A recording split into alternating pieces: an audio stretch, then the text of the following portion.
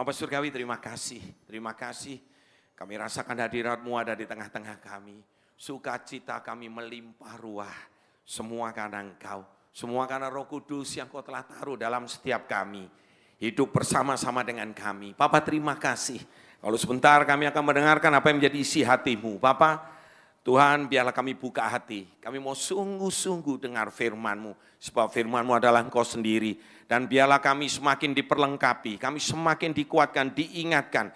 Bahkan kami, Bapa, ditegur ya Tuhan. Supaya kami sungguh-sungguh hidup berkenan kepadamu. Kami sungguh-sungguh hidup menjalankan perintah-Mu. Dan kami berpengharapan penuh hanya kepadamu. Sebab kami punya Bapa yang luar biasa baik.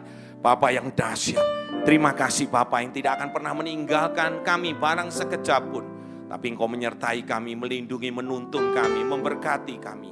Terima kasih Bapa, terima kasih. Mampukan hamba-Mu menyampaikan apa yang menjadi isi hati-Mu Bapa. Sebab hamba-Mu hanyalah hamba. Terima kasih Bapa, terima kasih. Nyatakan isi hati-Mu, kami siap Tuhan. Di dalam nama Yesus. Kita semua yang siap mendengarkan firman Tuhan sama-sama katakan. Amin. Mari sekali lagi beri kemuliaan kepada Tuhan. Haleluya. Terima kasih tim pemuji. Tolong jangan kemana-mana. Ya, tolong enggak, maksudnya bukan jangan kemana-mana. Duduk di sana baik-baik. Sorry. Jadi tolong. Ya. Wow, puji Tuhan. Terima kasih Pak Robert. Saya diberikan ya kesempatan untuk kembali melayani Dewasa Muda. Dewasa Muda yang terkasih. Hampir saja sebetulnya saya mau menolak pelayanan ini. Gitu ceritanya. Kenapa? Saya berapa minggu terakhir ini terus ada tugas ya. Kebetulan tugasnya lumayan. Ya orang senang bilang, oh Pak Andri jalan-jalan terus katanya. Enggak, sebetulnya capek juga gitu. Nah saya baru balik kebetulan kemarin, aduh ini sempat enggak ya? Tuhan ingatkan apa? Saya ingat Daniel, mana Daniel nih? Daniel kejar saya terus ini. Pak Andri judulnya apa ini? Judulnya apa ini? Ayo dong judulnya apa? Lewat istri saya. Wah saya ini enggak nemukan sesuatu begitu ya. Saudara sampai satu malam, saya cuma bicara sama Tuhan, Tuhan kalau Engkau izinkan aku untuk berdiri di hadapan anak-anak-Mu, terutama dewasa muda, Tuhan sampaikan isi hati-Mu, apa?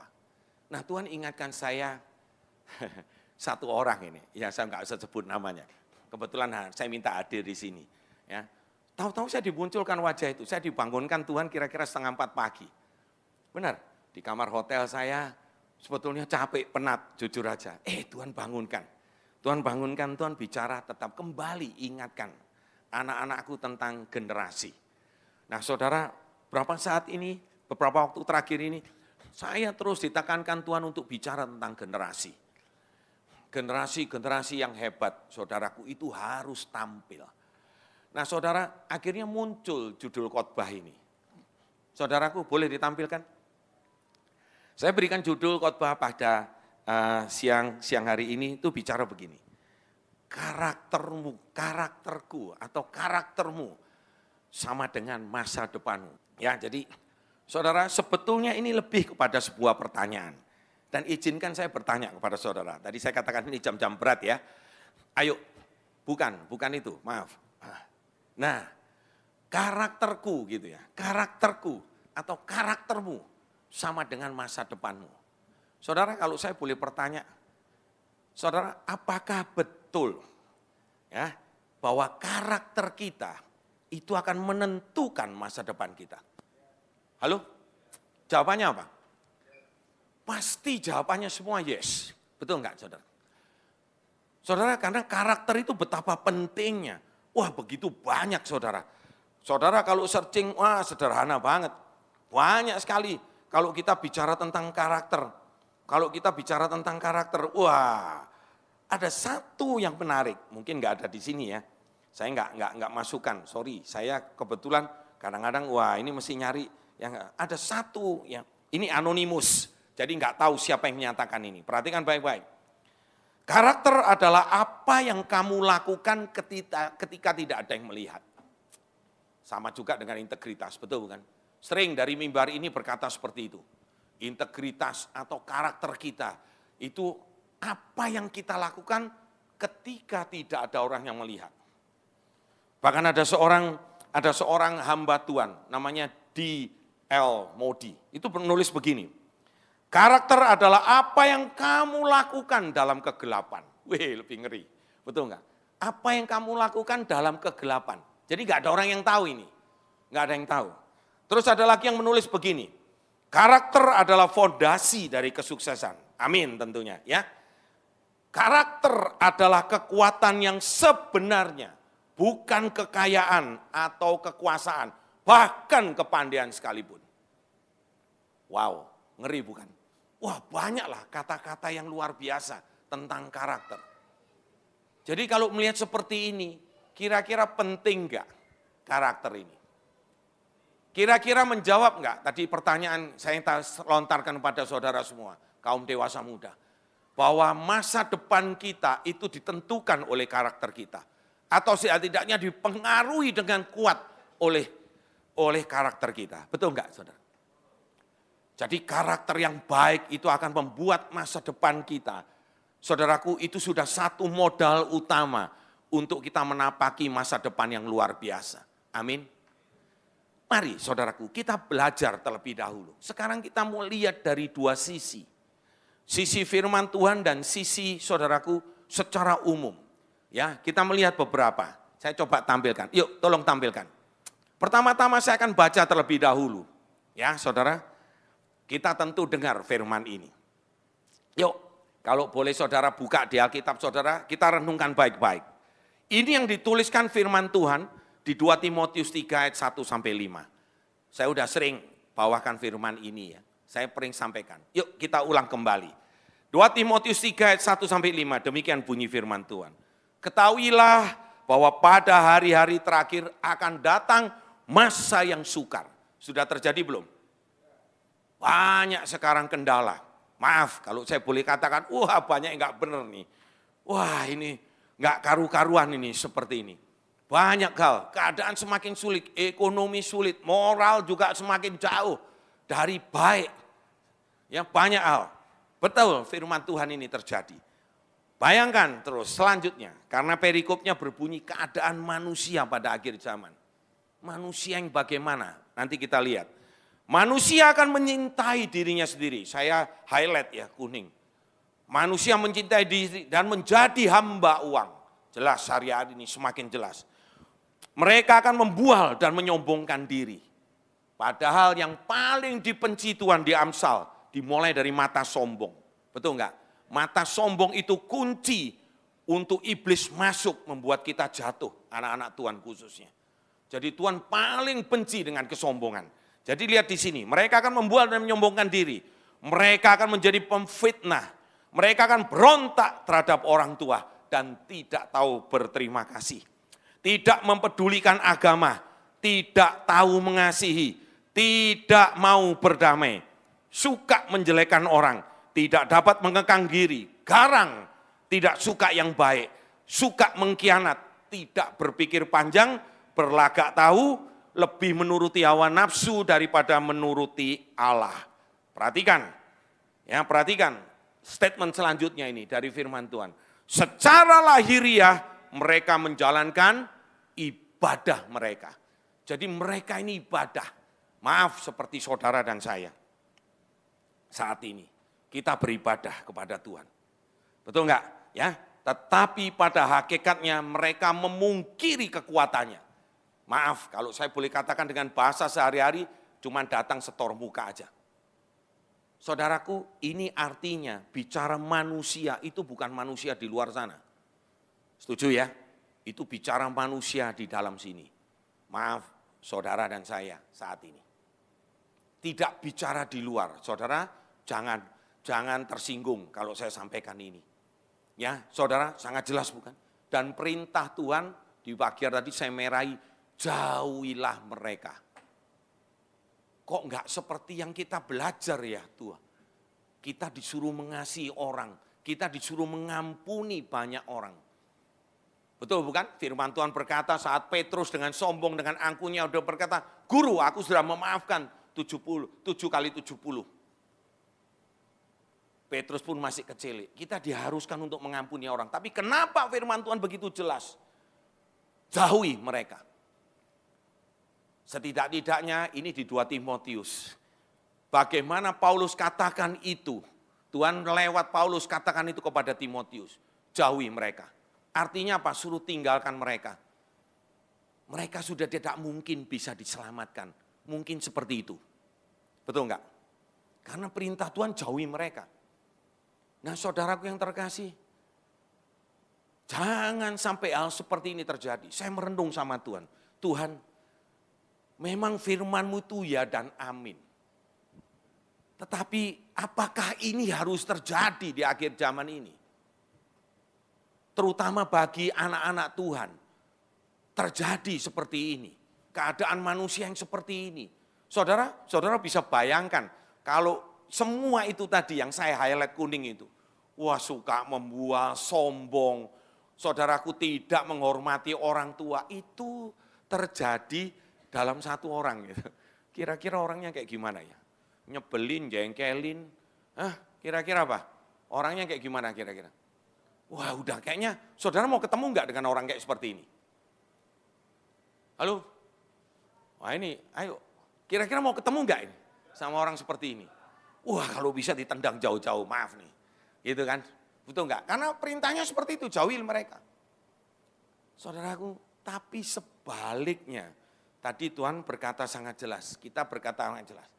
Karakter itu menentukan masa depan. Ini musuh, ini lawannya. Jadi saudaraku, lihat secara positif bahwa firman ini menjadi peringatan. Saudara bisa enggak firman itu tidak terjadi? Maaf, saya berani katakan bisa. Kalau saudara dan saya sungguh-sungguh, saudaraku, betul-betul menangkap bahwa mulai dari awalnya Tuhan ciptakan kita menurut rupa dan gambarnya. Menurut peta dan teladannya, amin. Saudaraku ada godly karakter, ada karakter-karakter yang baik dan tidak hanya baik. Itu karakter-karakter Tuhan itu ditaruh dalam diri kita. Tapi kita mau belajar lebih lanjut, saudara. Ternyata tidak semudah itu. Yuk kita sekarang cermati lebih dalam. Kita buka terlebih dahulu. Tolong next tampilkan. Nah saudaraku, ada pertanyaan seperti ini yang sederhana. Apakah karakter itu dibentuk atau diproses? Ataukah sudah ada sejak lahir? Nah ternyata saudara, saya searching, saya selidikin ini semua. Wah, psikolog dan ilmuwan itu saling beradu tentang hal ini. Dan tidak ada kata temu sementara ini. Tapi setidaknya mereka berikan gambaran yang sederhana. Ini, saya tangkap ini. Ada 2 teori. Yang pertama, teori yang mendukung pembentukan karakter. Jadi karakter itu terbentuk karena proses dalam kehidupan kita. Nah, saudaraku, di sini ada yang pertama, saya sebut, saya Indonesiakan ya ini ya. Teori pembelajaran secara sosial. Artinya apa? Karakter dapat dibentuk melalui pengalaman dan interaksi dengan sekitar kita. Wah ini grup yang sini. Bahwa karakter itu dibentuk dalam proses. Prosesnya dari apa? Pembelajaran sosial ini. Kalau bicara sosial itu bicara dibentuk oleh pengalaman dan interaksi. Ada hubungannya dengan lingkungan sekitar kita. Itu mau keluarga nanti akan buat lebih detail. Yang kedua, masih dalam pembentukan teori yang mendukung teori bahwa karakter itu dibentuk bukan dari lahir.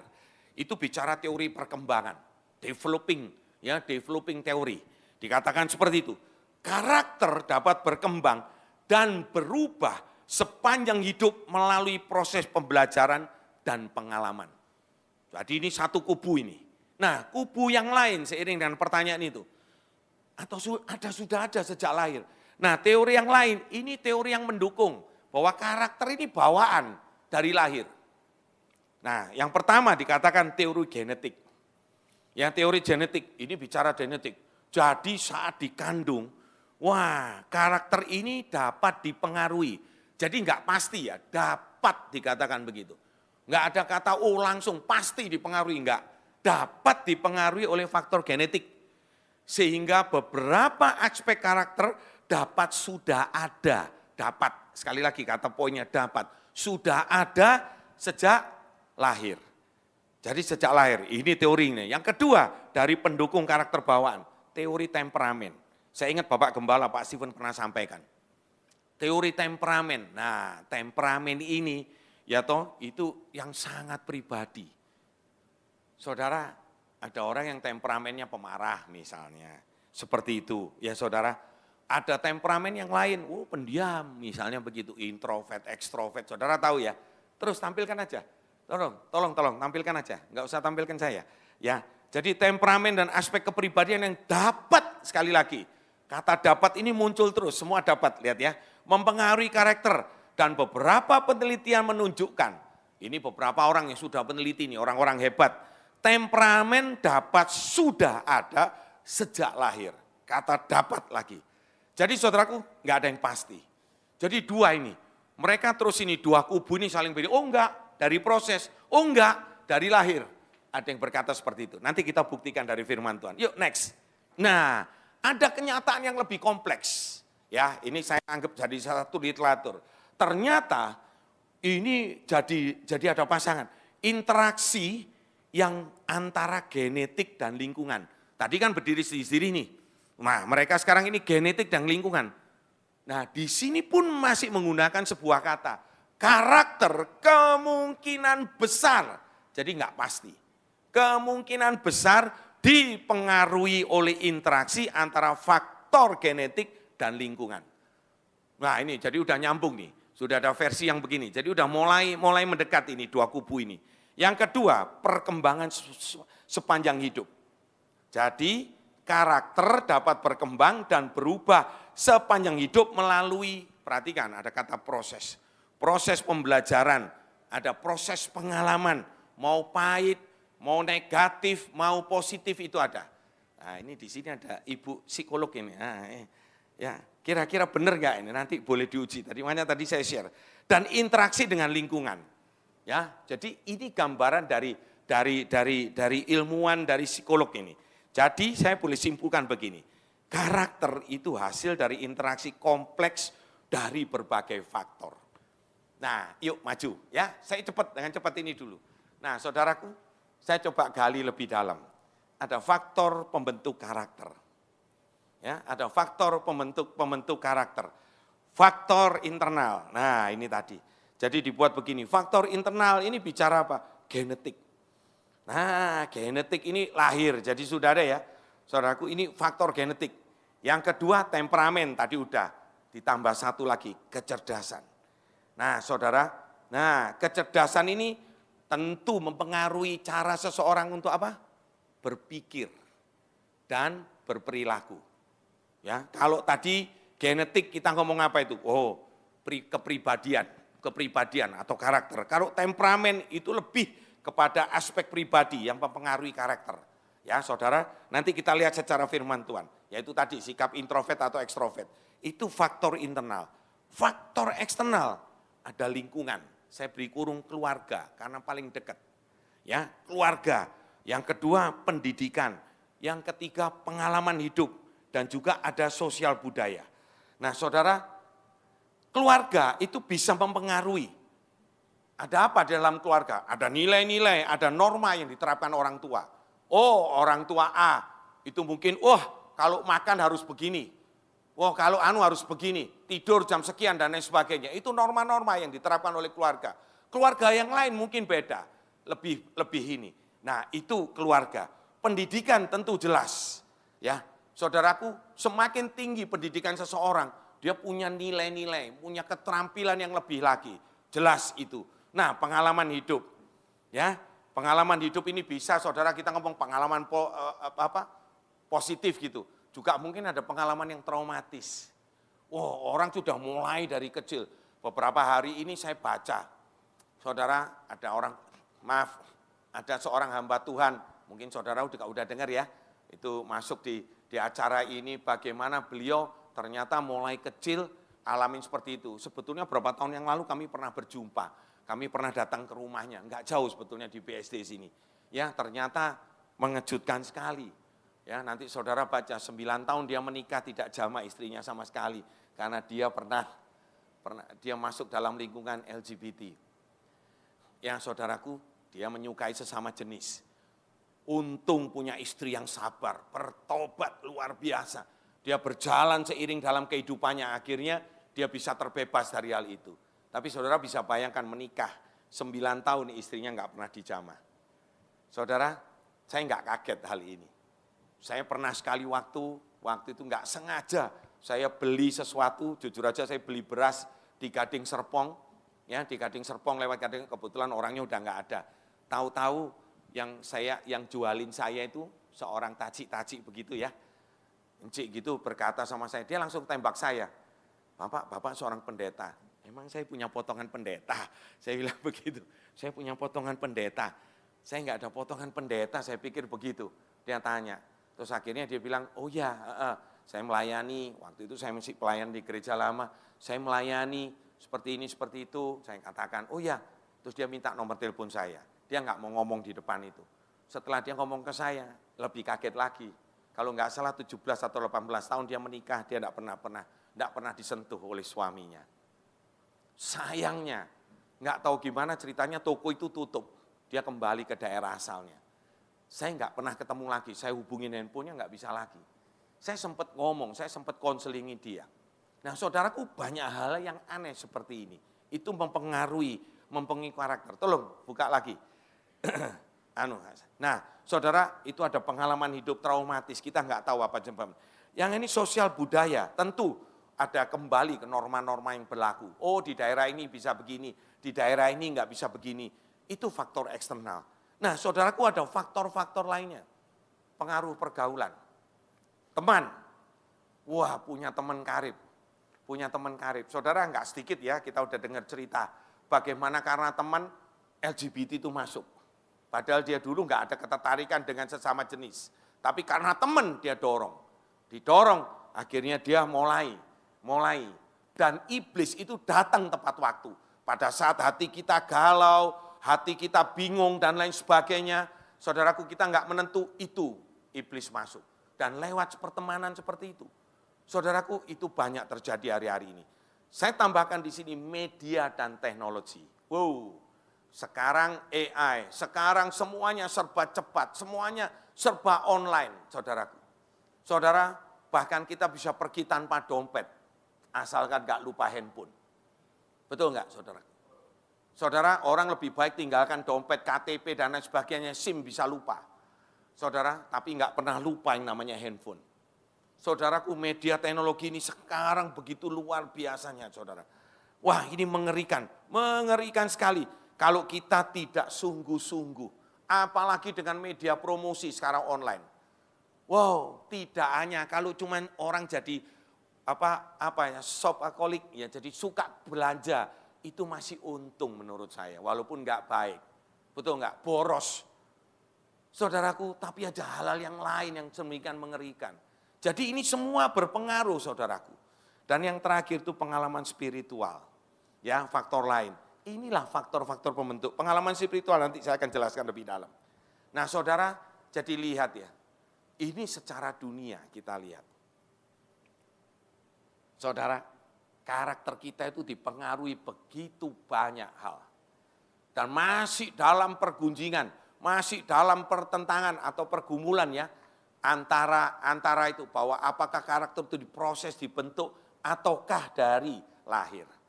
Yuk, sekarang kita mau lihat secara firman Tuhan. Saudara, kita belajar. Nah, saudara, saya fokus kepada satu orang ini. Namanya Timotius. Ya, namanya Timotius. Dikatakan pemuda yang setia. Satu ayat yang sangat terkenal dari Timotius.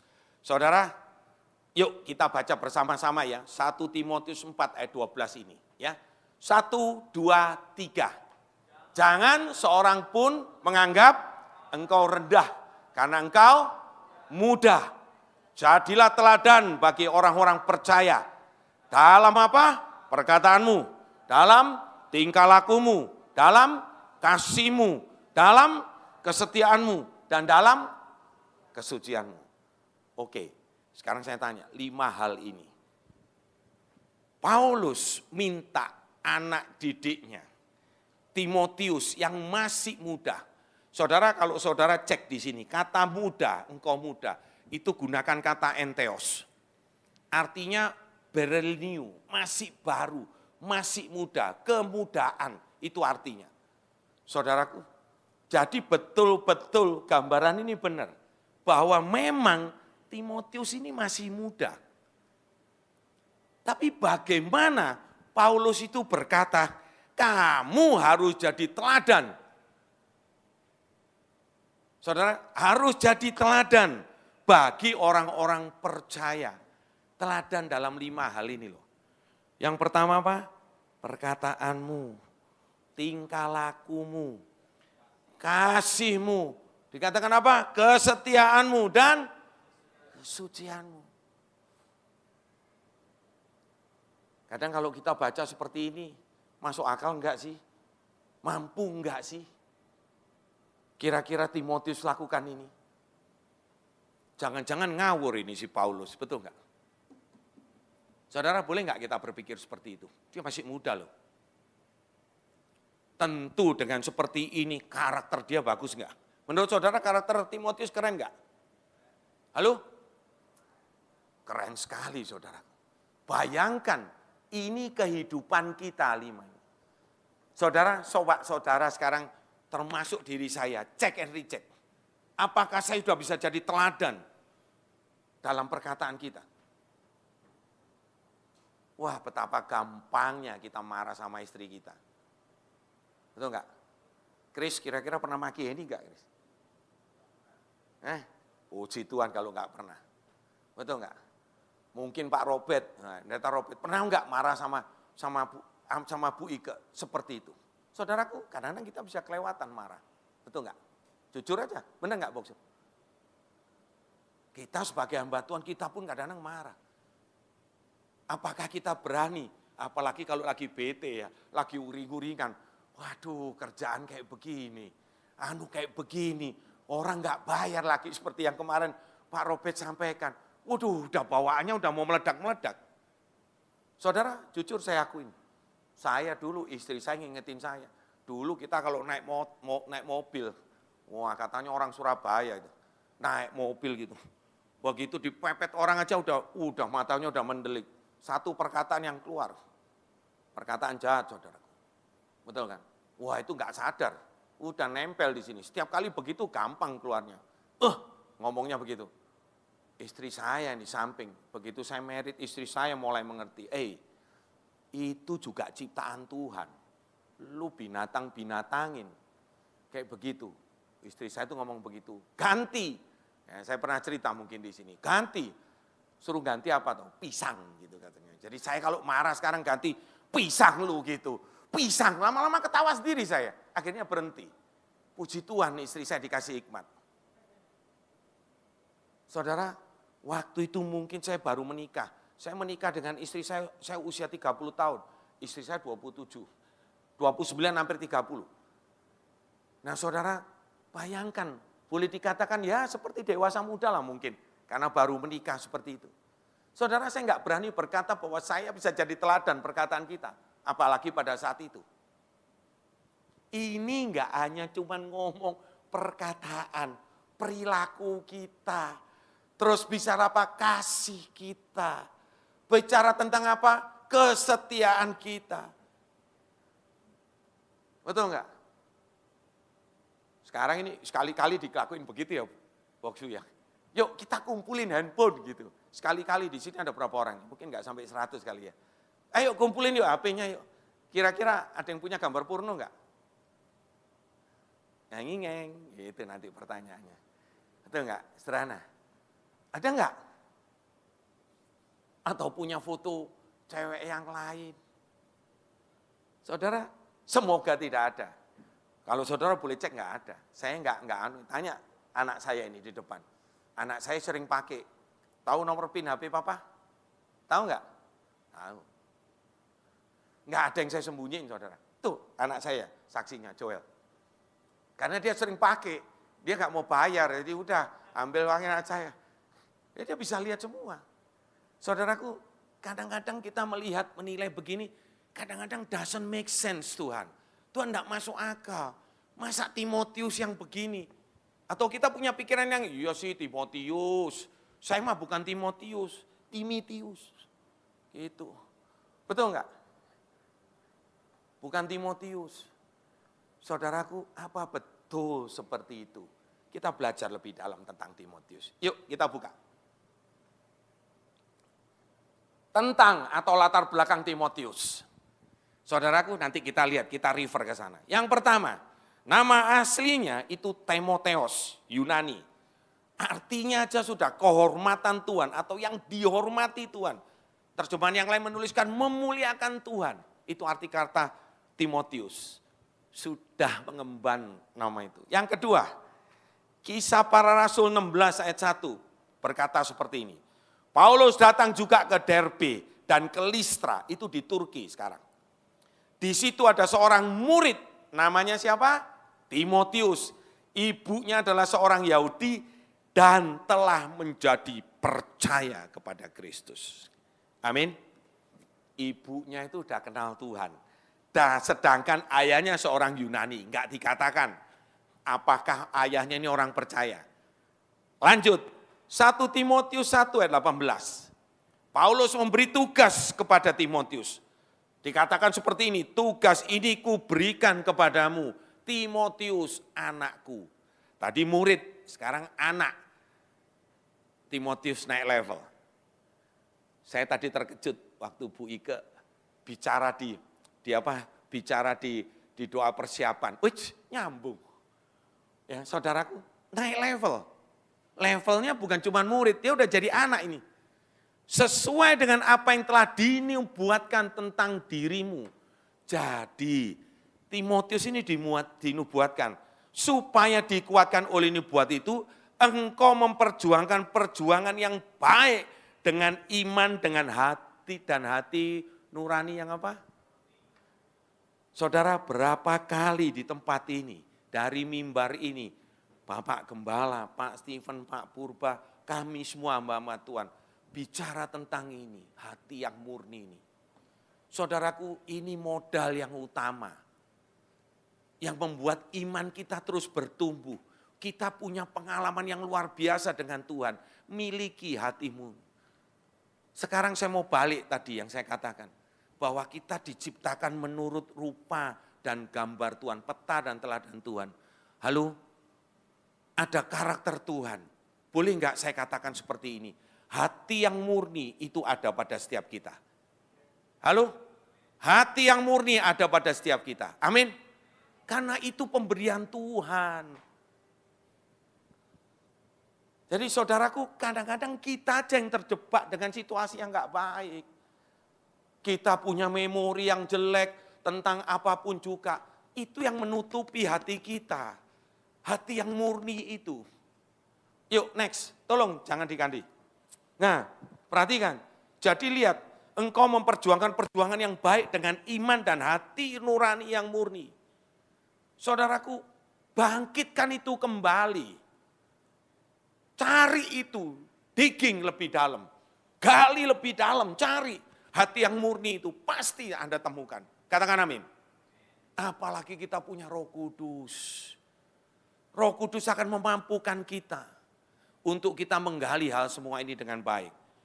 Lanjut, 2 Timotius 1 ayat 4 dan 5. Perhatikan saya bacakan.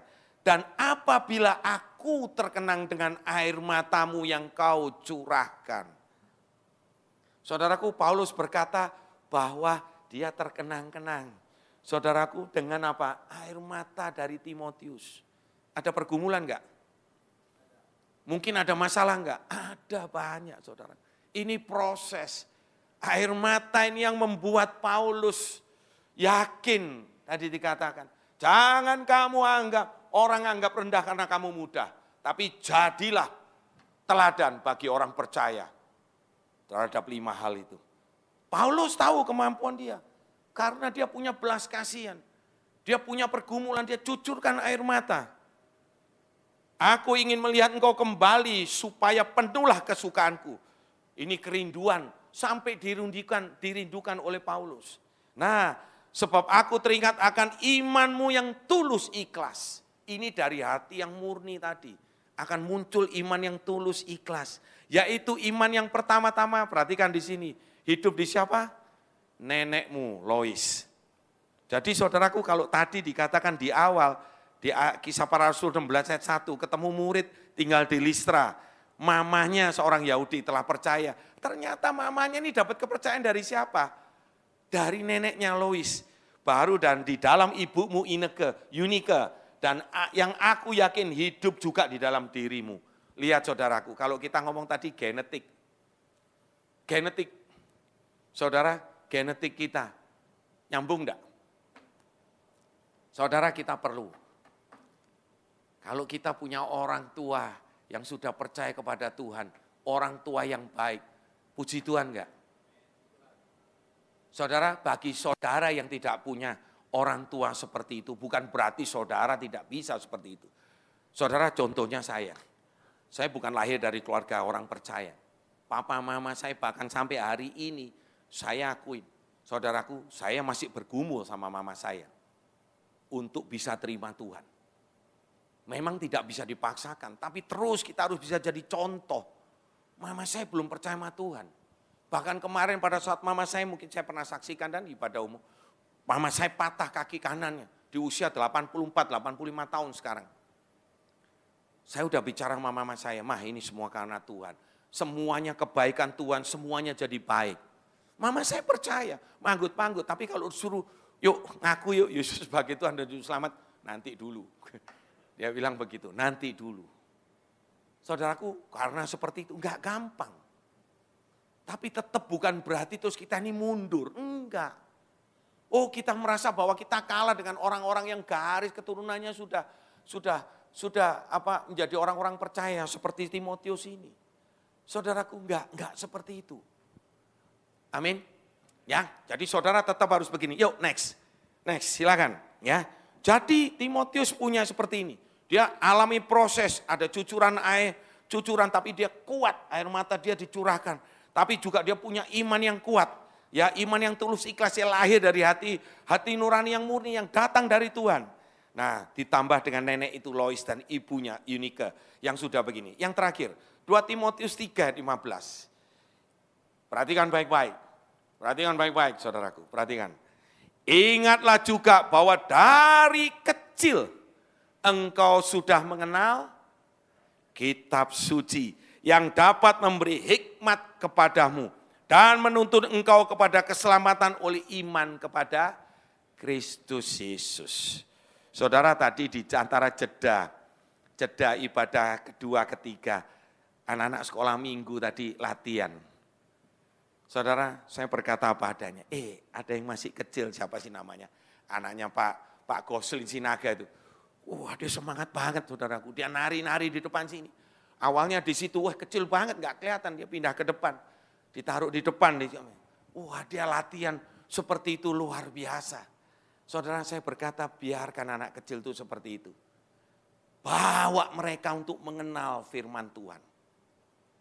Saudara, saya percaya di antara saudara-saudara di tempat ini ada yang sudah mulai kecil dituntun oleh orang tuanya untuk mengenal firman Tuhan.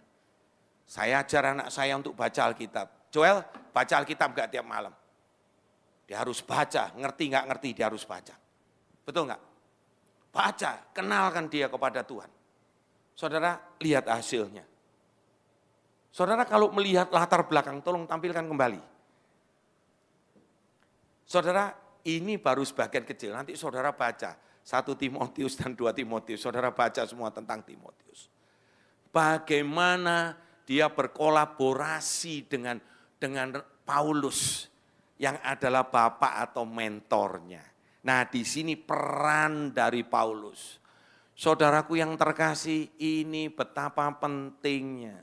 Saya waktu malam pagi hari saya diingatkan Tuhan tentang hal ini. Saya cuma bisa menangis, saudaraku. Terima kasih. Saya cuma mengucap syukur kepada Tuhan. Kenapa saya berterima kasih? Saya ada di gereja bukan yang besar. Saudaraku, kita ada di gereja. Saya ada di gereja di mana saya betul-betul dimentorin. Boleh tanya Pak Robert ini. Boleh betul-betul kami dibapai. Saudaraku, betapa pentingnya. Makanya tadi Bu Ika waktu ngomong di doa persiapan saya juga tinggal kaget. Ini udah kayak dikonfirmasi dengan jelas. Saudara, jangan main-main dengan pembapaan. Tidak ada, walaupun punya dasar genetik, keluarga yang begitu baik. Saudaraku, peran Paulus sebagai mentor atau sebagai bapak bagi Timotius itu sangat penting. Camkan ini baik-baik. Saudara, kalau saudara hari-hari ini merasa gerah, saya pakai kata gitu, atau galau, saudara merasa bahwa saya nggak perlu Pak itu semua. Saya sudah hebat, misalnya seperti itu, ini sisi kanan yang ekstrim. Saya sudah hebat, saya nggak perlu pembapaan Pak. Saya juga baca firman Tuhan, saya bisa mengerti sendiri, saya punya Roh Kudus. Saudara salah besar. Lihat di sini bukti dari Timotius ini. Bagaimana walaupun dia lahir dari keluarga Kristen, sejak kecil, keluarga orang percaya, sejak kecil dia sudah dengar firman Tuhan. Bahkan dia dinubuatkan untuk menjadi orang hebat. Penumpangan tangan terjadi. Tanpa ada penumpangan tangan terjadi, saudaraku. Oleh pengembalaan, oleh pembapaan, saudaraku, Timotius tidak akan menjadi seperti ini. Mungkin Timotius akan melenceng, saudaraku. Nanti kita akan lihat lebih dalam. Peran Paulus begitu luar biasa sebagai mentor, sebagai bapak. Saudara, hari-hari ini maaf, seperti tadi firman Tuhan katakan, keadaan tidak semakin baik, bahkan tambah jahat. Saudaraku, cepat-cepat. Saudara, kita punya kompak, kita punya teman-teman di sini. Para pemimpin, ada Kristian juga teman-teman yang lain. Yang akan mendampingi saudara, yang akan menolong saudara, mementorin saudara. Yang akan menjadi tempat untuk curhat dan lain sebagainya. Yang penting benar, bukan curhat karena motivasi yang berbeda. Atau motivasi tersembunyi. Saudaraku, di sini betapa pentingnya pembapaan. Ini buktinya. Perhatikan baik-baik. Satu aja, banyak sekali firman Tuhan di 1 dan 2 Timotius ini. Tapi saya cuplik satu sebagai puncak semuanya. Perhatikan 2 Timotius 3 ayat 10. Tetapi engkau telah mengikuti ajaranku, cara hidupku, pendirianku, imanku, kesabaranku, kasihku, dan ketekunanku. Kira-kira ada yang lain enggak?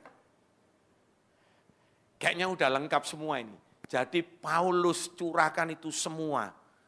Paulus itu lakukan bukan enggak ada masalah atau enggak ada gesekan, enggak ada kendala, pasti ada saudaraku. Tapi lihat di sini, Timotius pada akhirnya Paulus sampai berkata begini, tetapi engkau sebagai bapak rohaninya, sebagai mentornya, tidak hanya mengikuti ajaran, tapi cara hidupnya diikuti. Pendirian Paulus itu diikuti olehnya, imannya diikuti, kesabarannya diikuti, kasihnya diikuti, dan ketekunannya diikuti. Luar biasa bukan? Saudaraku, ini yang membuat Timotius itu yang dikatakan bahwa dia walaupun masih muda, tapi Paulus sudah yakin karena dia itu bapaknya, dia mentornya, bahwa dia bisa menjadi teladan bagi orang percaya. Amin. Teladan dalam apa tadi 5 hal itu? Saudaraku, perkataan, tingkah laku, kasih, saudara, kesetiaan, kesucian. Yang menurut kita tadi apa? Mana mungkin Pak? Atau mungkin saudara masih punya pikiran begini, itu zaman dulu Pak, zaman sekarang mah beda. Makanya tadi saya masukkan media dan teknologi. Saudara, AI boleh merajalela. Saudara tinggal pencet satu tombol, tinggal tanya, ngomong, keluar semua jawabannya. Tapi saudara, satu hal yang tidak akan bisa digantikan, proses pembapaan ini harus terjadi. Amin. Proses interaksi langsung, man to man, atau woman to woman begitu ya. Intinya harus terjadi, saudaraku. Wah, kalau enggak ada ini rusak semuanya. Yuk selanjutnya, yuk dengan cepat. Wih, waktunya. 2 Timotius 4 ayat 6 sampai 8. Nah, ini bagian dari Paulus. Paulus menjadi teladan, kita udah kenal pasti firman ini. Sampai Paulus itu menjaga imannya, menjaga ajarannya, menjaga cara hidupnya, menjaga pendiriannya, ngikut seperti ini, menjaga imannya, kesabarannya dan lain sebagainya, sampai dia berani berkata seperti ini. Mengenai diriku, mengenai Paulus, darahku sudah mulai dicurahkan sebagai persembahan dan saat kematianku sudah dekat. Ini memang sudah mau mendekat. Aku telah mengakhiri pertandingan yang baik, aku telah mencapai garis akhir dan aku telah memelihara iman. Sekarang telah tersedia bagiku mahkota kebenaran yang akan dikaruniakan kepadaku oleh Tuhan, hakim yang adil pada harinya. Tetapi bukan hanya kepadaku, melainkan juga kepada semua orang yang merindukan kedatangannya, kepada Timotius juga. Saudaraku, proses pembapaan sekali lagi harus terjadi, terutama di hari-hari ini, di hari-hari yang jahat. Amin. Proses, semua proses. Yuk next, dengan cepat. Nah, di tengah-tengah hal itu, di tengah-tengah proses itu yang terjadi, pembapaan mentoring, apa yang dilakukan oleh Paulus bagi Timotius. Sebagai seorang bapak, saudara perhatikan baik-baik. Nanti saudara lihat ya dengan cepat saya ngomong. 1 Timotius 4 ayat 7, enggak usah dibaca semua ya. Saya ambil perikop-perikopnya aja biar cepat, atau poin-poinnya. Latilah dirimu beribadah. Timotius sudah punya karakter yang luar biasa. Masih tetap harus naik lagi enggak levelnya? 1, latih dirimu beribadah. Bahkan ayat selanjutnya dekat dengan ayat ini dikatakan latihan badani itu enggak ada gunanya. Latihan ibadah itu penting. Amin. Latih ibadah. Timotius 4 ayat 11. Beritakanlah dan ajarkanlah semua itu. Kembali, tadi yang Bu Ike sampaikan.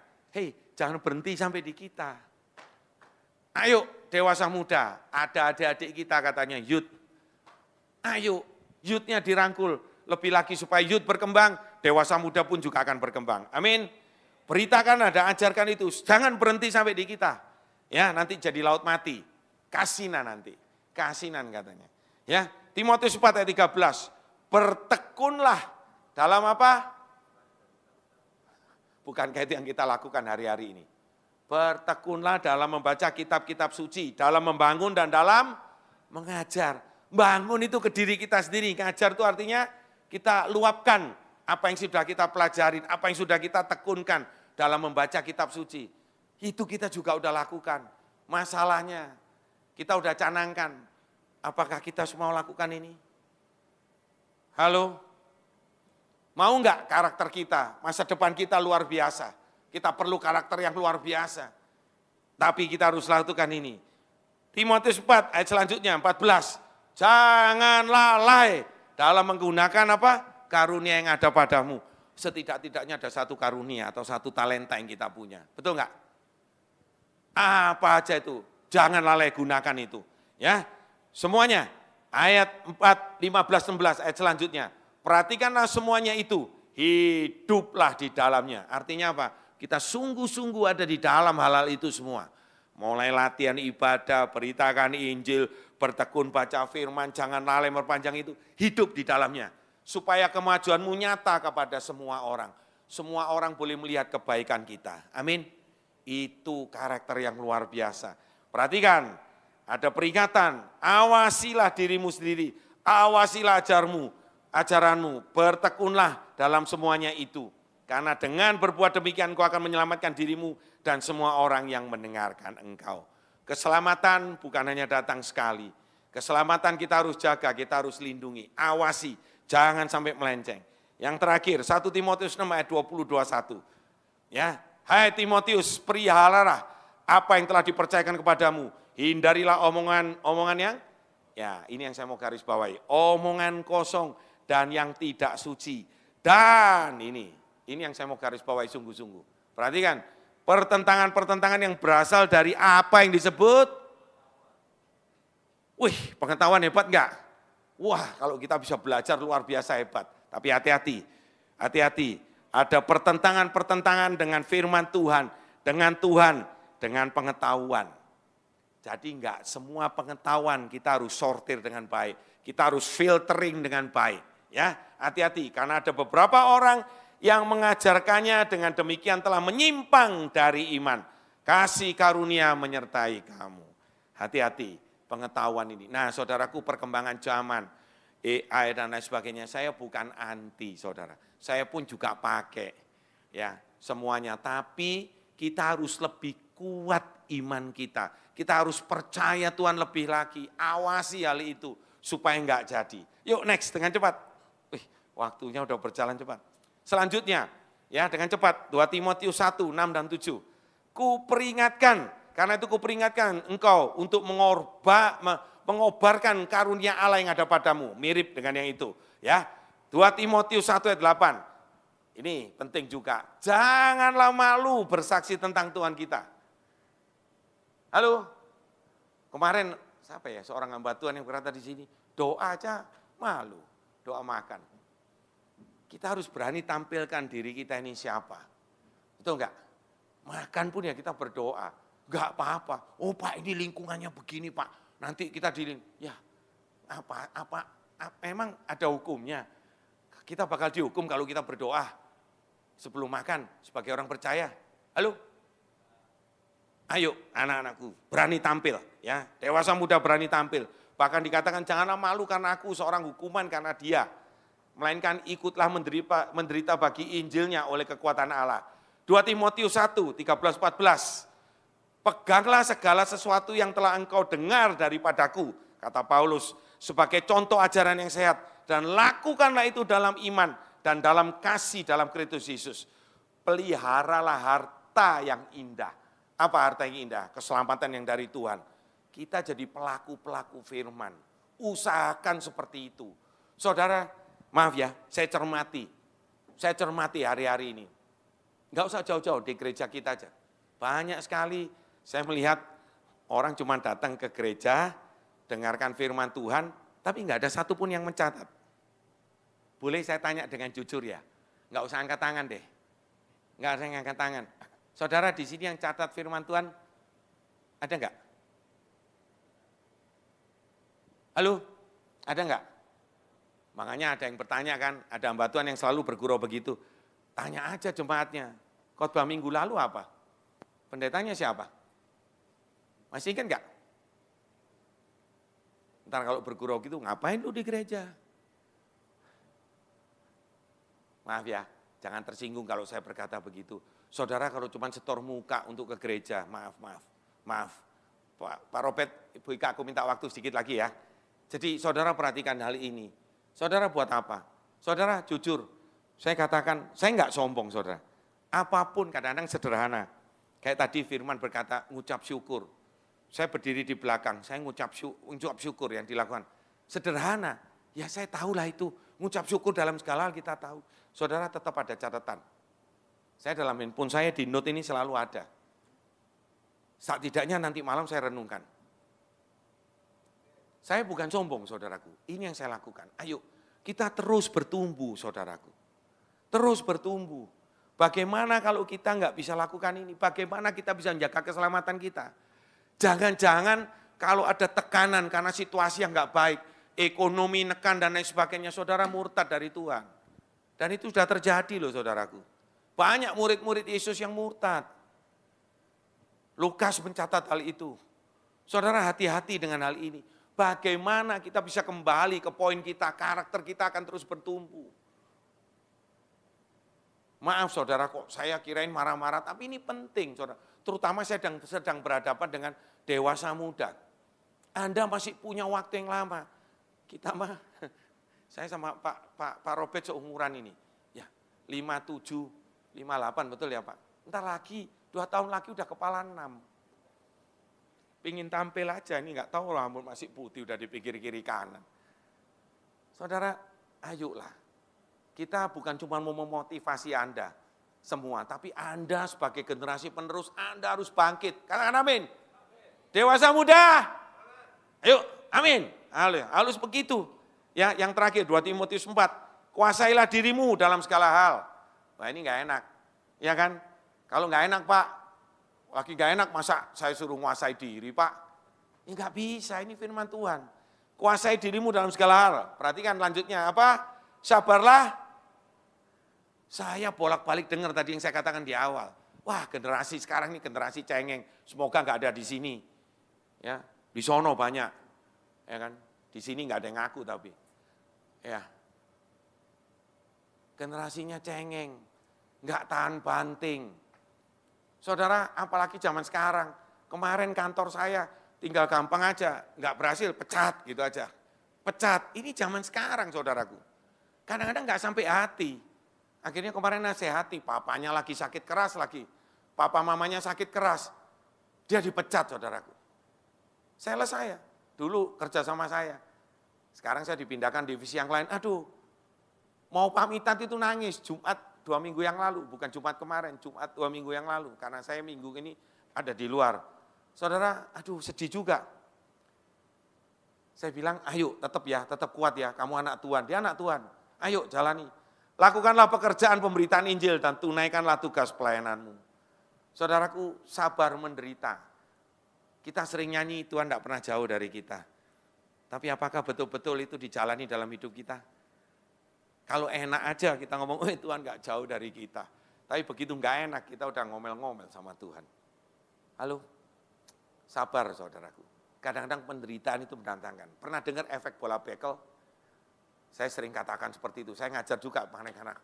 Tahu bola bekel kan dari rubber ball kan, dari karet kan. Coba kalau dipantulin segini, paling mentulnya segini.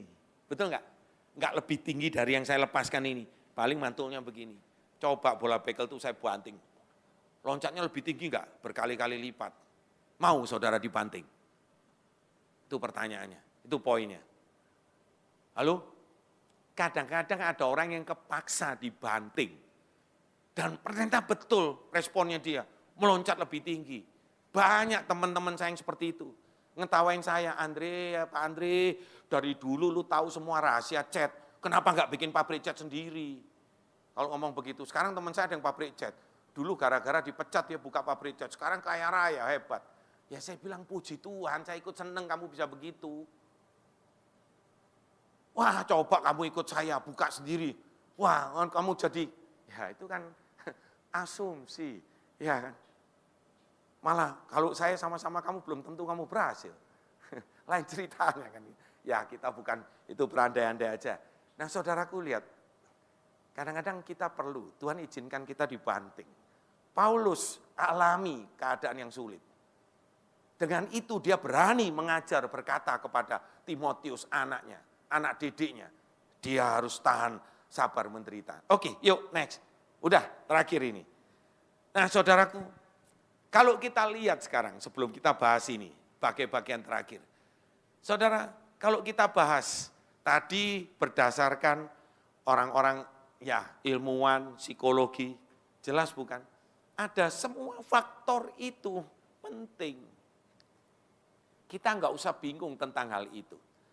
Tapi kita harus yakinkan diri kita bahwa karakter yang Tuhan berikan, karena kita diciptakan oleh Dia, ada rupa dan teladan, peta dan gambar Dia.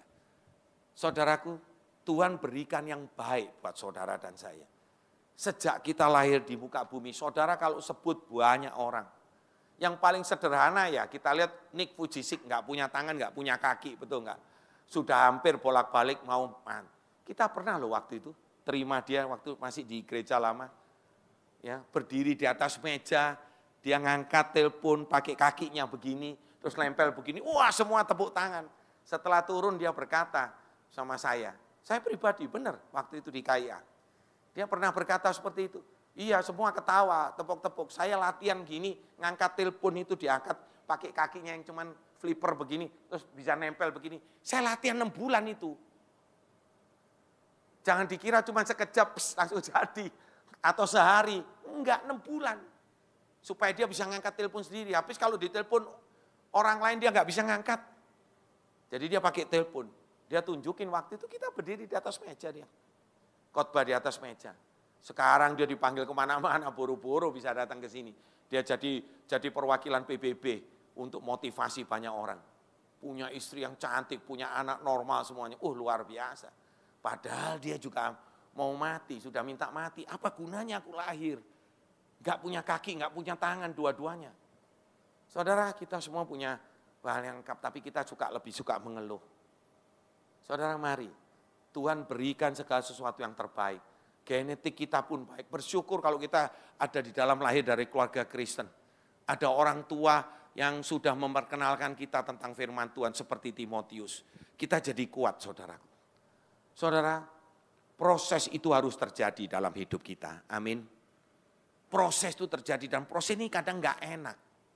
Berapa kali Pak Siwen katakan begini, kita harus jadi kain yang susut. Sebagai gembala, kain yang susut baru kita bisa menambal.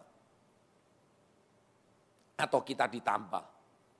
Saudaraku yang terkasih, mari. Bagian terakhir dari ini, di luar itu semua, karakter saudara dan saya, karaktermu dan karakterku, itu akan menampilkan masa depan kita. Amin. Tadi Anda katakan ya, setuju. Jangan itu jadi peringatan tadi 2 Timotius 3 keadaan manusia. Nah kita sekarang punya kesempatan di luar itu semua. Karakter entah itu dari lahir, entah itu karena proses. Ini kuncinya. Libatkan dan fokus hanya kepada Tuhan. Dalam pembentukan proses karakter kita yang akan menentukan masa depan kita. Saya cuplik 2 ayat aja, tetap dari Timotius, fokus nanti di Timotius. 2 Timotius 2 ayat 7. Perhatikanlah apa yang kukatakan. Tuhan akan memberikan kepadamu pengertian dalam apa? Segala sesuatu. Kalau ada kata segala, masih ada yang kurang enggak? Masih kurang saudaraku. Tuhan berikan semuanya. Pengertian terutama lewat Roh Kudus. Ayat yang kedua, 2 Timotius juga ayat 19. Tetapi dasar yang diletakkan Tuhan itu teguh, kokoh. Dan materainya ialah, ayo baca sama-sama, 2, 3. Tuhan mengenal, saudara punya siapa? Halo?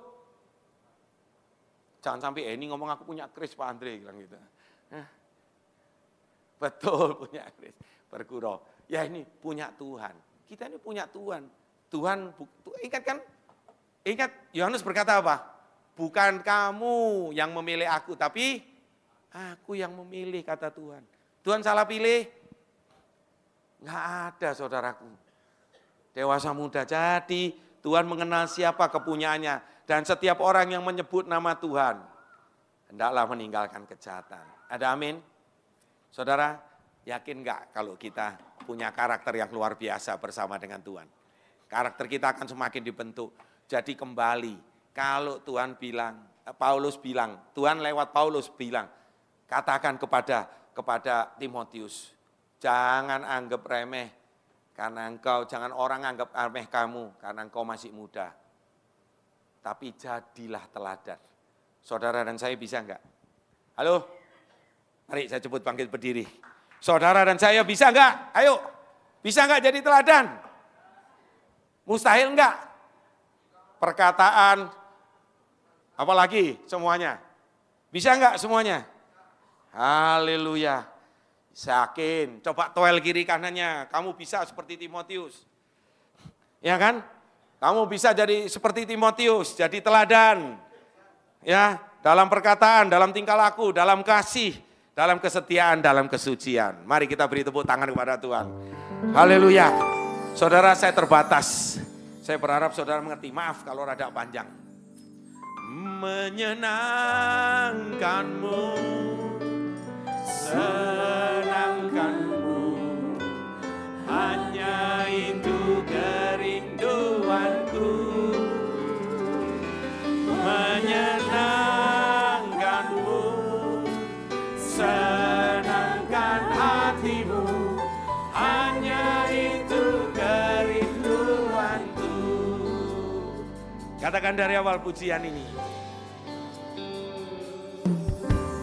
Tuhan, ku mau menyenangkanmu. Minta Tuhan bentuk hati kita. Tuhan, bentuklah hati ini. Jadi bejana untuk hormat Tuhan. Jadi bejana untuk hormat. Cemerlang bagai emas murni. Cemerlang bagai emas murni. Tuhan, Tuhan, ku serahkan hatiku. Mari, serahkan hati kita sungguh-sungguh pada Dia. Semua ku berikan padamu. Kuduslah hingga tulus selalu. Agar aku menyenangkanmu. Katakan.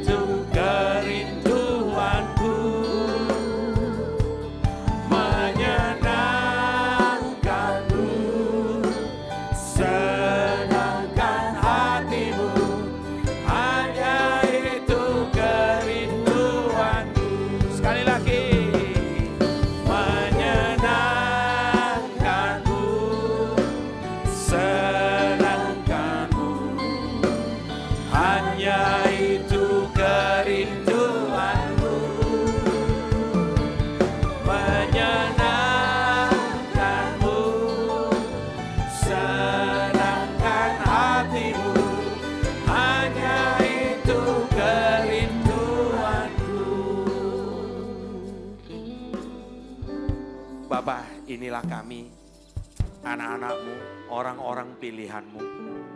Engkaulah yang telah memilih kami, Engkau menetapkan kami menjadi bagian dari kerajaan-Mu. Bahkan Engkau angkat kami, Bapa, menjadi seorang anak, ahli waris. Bapa, terima kasih. Terima kasih. Kalau Bapa, Engkau telah jamin segala sesuatunya bagi kami. Bahkan Engkau telah menjamin masa depan kami. Ini kami, Bapa. Kami tahu masa depan kami pasti gilang gemilang. Sebab Engkau yang menopang kami. Engkau yang menyertai kami. Engkau yang menjadi Bapa kami. Terima kasih, Bapa. Bapa, kami mau melakukan apa yang menjadi bagian kami. Engkau telah mengaruniakan kepada kami, menganugerahkan kepada kami, Bapa, karakter-karakter yang baik itu. Namun sayangnya, karakter-karakter itu tersembunyi kadang. Karena perilaku kami sendiri. Karena kebodohan kami sendiri, Tuhan. Bapa, lewat firman-Mu pada siang sore hari ini, Engkau ingatkan kami. Terima kasih Bapa, hamba-Mu terbatas, sangat-sangat terbatas. Tapi hamba-Mu sendiri bersyukur, berterima kasih kalau dimampukan untuk menyampaikan ini. Hamba tidak sempurna. Firman-Mu akan Kau sempurnakan lebih dan lebih lagi kepada anak-anak-Mu di tempat ini. Biarlah orang-orang pilihan-Mu di tempat ini, siapapun kami. Mungkin kami punya latar belakang yang tidak baik. Kami mungkin lahir dari keluarga yang mungkin, Bapa, bukan keluarga yang baik. Keluarga yang mungkin bercerai dan lain sebagainya. Bapa, namun kami telah mendengar firman-Mu. Engkau tidak pernah salah pilih, Tuhan. Kami milik kepunyaan-Mu. Kami berharga di mata-Mu. Engkau akan mampukan kami, Tuhan, untuk kami kembali kepada karakter yang baik itu. Yang akan menentukan masa depan kami. Masa depan yang gilang gemilang bersama dengan Engkau. Kami siap untuk terus dibapai ya Tuhan. Kami terus siap untuk dimentori. Terima kasih untuk gereja-Mu ini. Terima kasih untuk para gembala kami. Pak Purba, Pak Stephen yang terus Tuhan boleh menjadi Bapa yang baik. Beliau-beliau ini tidak sempurna. Tetapi kembali Engkau telah sempurnakan beliau-beliau ini bagi kami. Terima kasih untuk kehadiran-Mu lewat kedua gembala kami. Bapa, terima kasih, terima kasih. Bapa, Engkau memberkati setiap kami yang hadir di tempat ini. Firman-Mu tidak akan pernah kembali sia-sia. Anak-anak muda-Mu khususnya Tuhan, biarlah mereka terus tampil. Para pengerja-Mu di tempat ini Tuhan. Bapa, di dewasa muda ini. Biarlah mereka terus ambil bagian lebih dan lebih lagi Tuhan. Menjadi Tuhan pelita bagi Engkau. Terima kasih Bapa, terima kasih. Terima kasih. Kami tidak mampu, kekuatan kami terbatas. Tapi kami percaya Engkau yang akan memampukan kami. Roh Kudus-Mu yang tinggal di dalam kami akan terus mengingatkan kami. Kami boleh melangkah terus Tuhan. Bapa, hati yang murni Tuhan, itu kembali kami temukan dalam hati setiap kami. Bapa, terima kasih. Anak-anak-Mu di tempat ini yang sedang bergumul akan apapun juga. Bapa, biarlah kami terus berpengharapan hanya kepada-Mu. Kau akan berikan jalan keluar, Kau akan berikan yang terbaik Tuhan. Terima kasih Bapa. Terima kasih, kami sungguh bersyukur Tuhan.